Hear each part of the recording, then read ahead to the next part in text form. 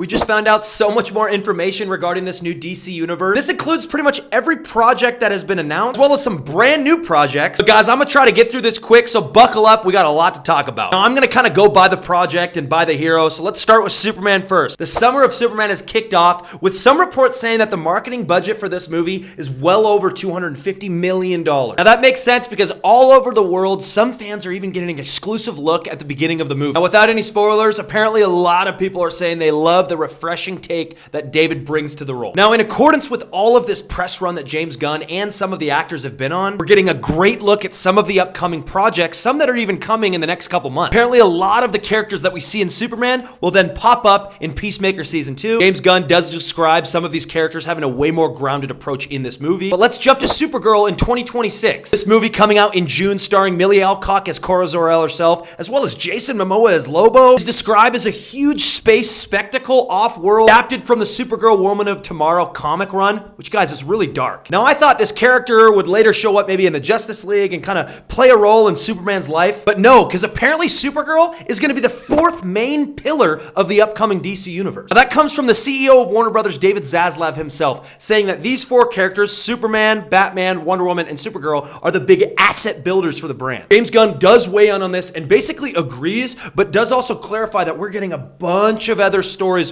with a plethora of characters. But guys, I realized that I skipped over what we're gonna see in March, which is the Lanterns show. James Gunn has said on interviews lately that they've kind of put together like a super team of writers, producers, and showrunners for this show. He also talks about how Kyle Chandler kills it as Hal Jordan, that the chemistry between him and Jon Stewart is so good. What's really cool to note with this story is that apparently it's extremely grounded. James talks about how you have these two like super cosmic space cops thrown into a super scary, grounded Earth-based story. I mean, guys, come on, this show is going to be extremely cinematic. I'm running out of time here, but make sure to like and comment for part 2 because I got a big update on Batman, both in Matt Reeves' universe and in the DCU.